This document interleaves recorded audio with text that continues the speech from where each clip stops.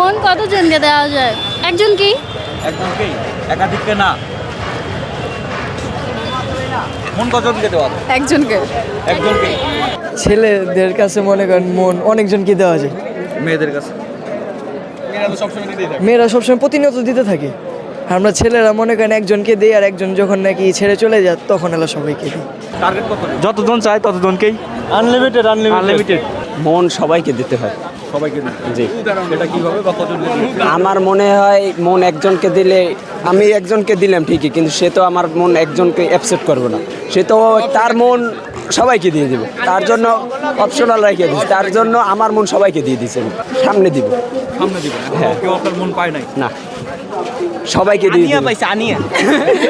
মন একজনকে দেওয়া যায়, ভালো মতোভাবে একজনকে দেওয়া যায়। এইভাবে অন্য আরও অনেকভাবে মন অনেকের উপরে আসে, কিন্তু প্রকৃতভাবে একজনকে মন দেওয়া যায়। ধরেন উনি যদি পাশে না থাকতো তাহলে কি উত্তর ভিন্ন হতো? না না না, আমার এই উত্তরই এমনই থাকতো। এমনই থাকতো? জি জি। আমি আসলে বলতে পারবো, এটা কখনো কাউকে দিই নাই।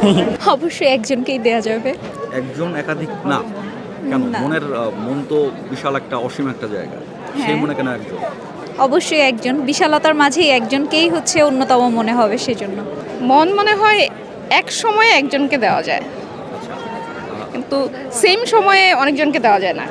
মন একজনই দেওয়া যায়, আর এমনি ভালো সবারে বাসা যায়। মন এই যুগে হলে অনেকজনকে দেওয়া যায়, কিন্তু মন তো একজনেরই হয়। মন কজনকে দেওয়া যায়? সবাইকে। সবাইকে দেওয়া যায়। কিভাবে? যে ভাই ব্রাদার তো সবাইরই দেওয়া লাগে মন। কজনকে মন দিয়েছেন? নারী? নারী একজনকে। একজনকে। মন মেনলি দেওয়া যায় মূলত একজনকে, হ্যাঁ। আর অন্যগুলো যে দেওয়া হয়, হ্যাঁ, এগুলো জাস্ট চলো না এগুলো। একটা সময়ের পর হচ্ছে এটা চেঞ্জ হতে পারে।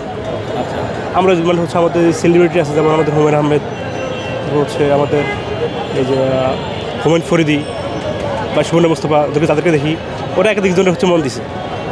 সেই ক্ষেত্রে হচ্ছে এইটা সময়ের পরিবর্তন হচ্ছে বা মানুষের অবস্থার পরিবর্তন হচ্ছে, দেখা যায় ভিন্ন হতে পারে। কি টাইমে একই জনকে দেওয়া ভালো, মানে চাইলে তো দেওয়া যায়।